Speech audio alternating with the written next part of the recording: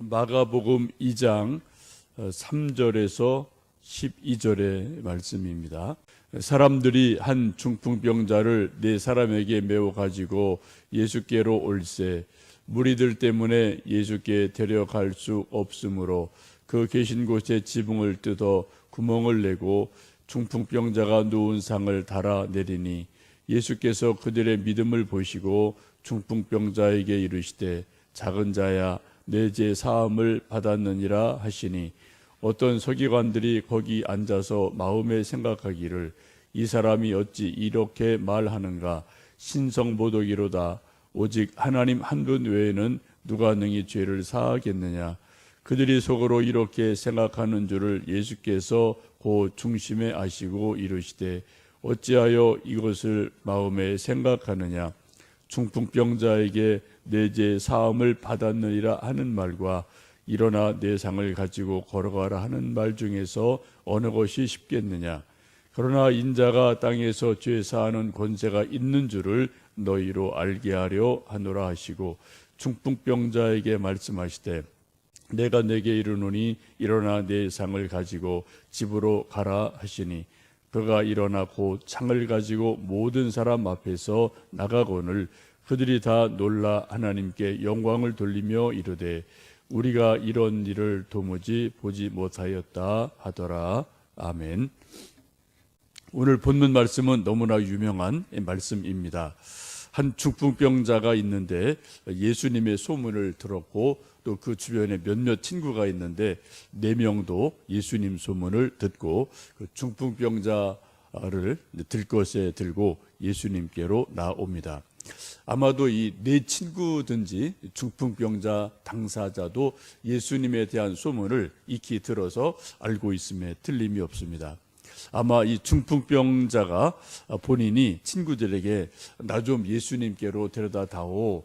내가 좀 예수님께로 가기만 하면은 내 병이 나을 것 같아 라는 부탁을 했는지도 모릅니다. 아니면 반대로 내 친구가 이 중풍병자에게 예수님 이런 소문이 있는데 우리 한번 가보자. 근데 중풍병자가 뭐 무슨 일이 있겠느냐라고 좀 회의적이었겠지만 또 내 친구가 강권해서 데리고 갔는지도 모르겠습니다. 분명한 것은 내 친구가 이 중풍병자를 이제 들것에 메고 예수님 앞으로 나오게 됐습니다. 근데 문제는 예수님 계신 집에 가봤더니 사람들이 너무 많이 있어서 도저히 예수님께로 사람들을 헤치고 들어갈 수 없는 난관이 일어나게 됩니다. 그때 이 내 친구가 기가 막힌 아이디어를 내게 되죠. 땅으로는 접근이 안 되니까 지붕 위로 올라가서 지붕을 뜯어내고 거기서 침상을 달아내리는 일을 합니다. 우리 생각에 우리는 옛날 시골에서 초가집에서 살았기 때문에 어떻게 지붕을 뜯을 수 있을까라고 의심을 가지고 있겠지만 이 팔레스틴 이쪽 지방에는 지붕이 평평하게 되어 있어서 사람들이 올라가기도 하고 거기서 뭐 일을 하기도 하는 것을 성경에서 보죠. 사도행전 보시면 베드로도 점심때쯤 되어서 지붕에 올라가서 기도를 하다가 하나님께서 환상을 보여주셔서 보자기가 내려오고 이것을 먹어라 먹지 못합니다라고 이렇게 좀 기도하던 중에 환상을 보는 것 여러분 기억하실 겁니다. 베드로가 이 평평한 지붕 위에 올라가서 하나님 앞에 기도하는 것을 보면 이스라엘의 그 당시의 집 구조가 지붕이 평평한 그런 구조로 되어 있음을 봅니다. 이 4사람이 내 친구가 도저히 문으로는 사람들이 너무 많아서 들어갈 수가 없으니까 지붕 위로 올라가서 지붕을 뜯어내게 됩니다. 한번 여러분 상상력을 발휘해 보시면 4사람이 지붕을 뜯는 것 때문에 막 흙이 떨어지고 또 나뭇가지가 떨어지고 뭐 이런 일들이 방 안에 있는 사람들에게 있음에 틀림이 없죠. 그런 불편 있을지라도 이 내 친구가 어떻게 하든 이 중풍병자 든 사람을 예수님 앞에 데리고 가야 된다. 그런 생각이 강하기 때문에 다른 사람들에게 조금 피해를 주는 것을 마다하지 않고 지붕을 뜯어내고 그리고 큰 구멍을 만들어서 침상을 달아 내립니다. 누워 있는 사람이 내려갈 정도라면은 뭐 적어도 이 정도는 뭐 돼야 되지 않겠습니까? 상당히 많은 면적을 뜯어내고, 그리고 그 지붕 뚫은 구멍 사이로 이 침상을 달아내려서 중풍병자 든 사람을 이제 예수님 앞으로 내려놓는 놀라운 일을 하게 되죠. 이 내 친구의 믿음을 보고 열심을 보면은 어떤 한 길이 막혔을 때 다른 방법을 찾아가고, 또 다른 길이 막혔을 때 또 다른 길을 찾아가면서 계속해서 포기하지 않고 어떤 가능한 일을 찾아가는 이런 최선을 다하는 모습을 보게 됩니다. 우리들도 인생을 살다 보면은 어떤 한 길, 두 길이 막히면은 이것은 뭐 안 되는가 보다라고 포기할 때가 있는데, 우리 믿음의 사람들은 할 수 있는 최선을 다해서 기도하고 또 문을 두드리고 또 시도하는 것이 우리의 믿음이고 또 일이기도 하죠. 이러한 귀한 행동을 보고 예수님께서 아주 귀한 말씀을 그들에게 하십니다. 우리 한번 5절 말씀 다시 한번 읽어보십니다.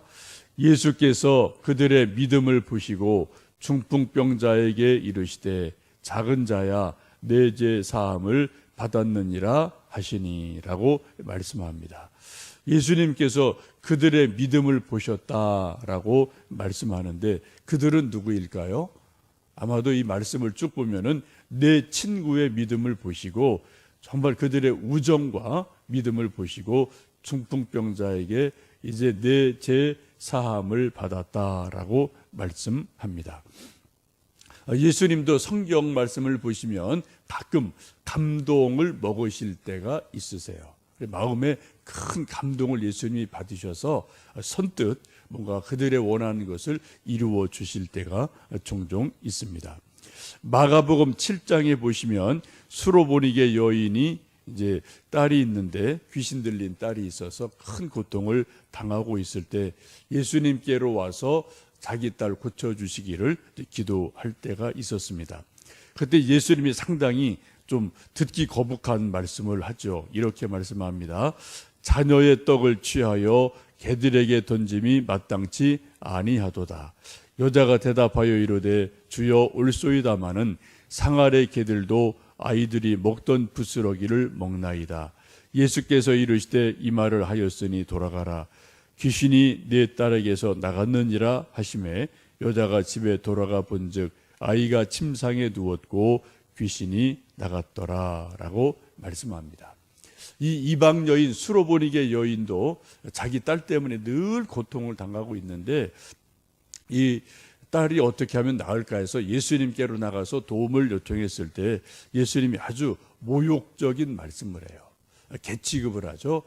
지금 자녀에게 줄 떡을 개들에게 던져줄 수는 없지 않느냐라고 말씀하셨을 때 이 어머니가 말하기를 옳습니다. 그러나 상 아래에 있는 개들도 애들이 먹던 떡 부스러기를 주워 먹습니다 라고 자기를 개처럼 낮은 자로 여기고, 어쨌든 우리 아이를 고쳐주십시오라고 간절히 나갔을 때 예수님께서 그 믿음을 보시고 이제 또 그 딸을 고쳐주십니다. 엄마의 믿음을 보고 고쳐주신 거죠. 한나의 기도도 보면은 한나의 중보 기도를 통해서 또 우리 사무엘이 태어나기도 합니다. 어제 우리가 모세의 간증을 들었는데, 모세의 간증을 보면은 모세가 기적같이 지금도 살아있고 또 그런 노래를 하고 찬송을 하고 아름다운 영혼을 소유하게 된 것도 사실 어머님의 그 말은 뭐 간단하게 한 시간 간증했겠지만은 그 뒤에 26년간의 얼마나 긴 세월 피눈물이 있었겠습니까?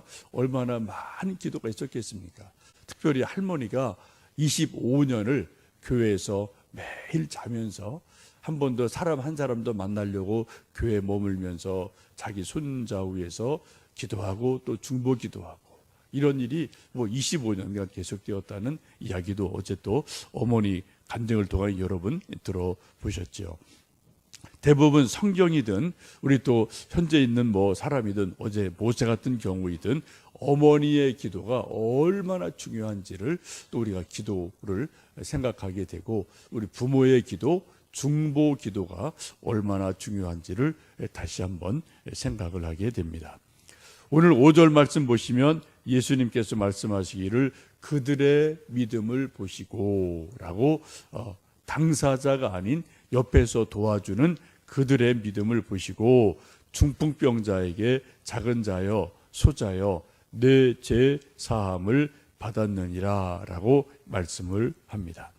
조금 이상한 말씀을 예수님이 하죠. 지금 내 친구나 중풍병 들린 당사자는 병 낫기를 원해서 예수님께로 왔는데 예수님 하시는 말씀은 내 병이 나았다라는 말씀이 아니라 내 죄 사함을 받았느니라 라고 말씀을 합니다. 조금 이상한 말씀을 하시죠. 그때 이 말을 들은 이제 율법사들이 또 서기관들이 마음속으로 생각하기를 이건 참 신성모독이다, 참남하다. 하나님 한 분 외에는 죄 사할 권세가 누구와 있겠는가라고 쑥덕쑥덕대고 있습니다. 이 마음을 아시고 예수님께서 그들에게 질문하시죠.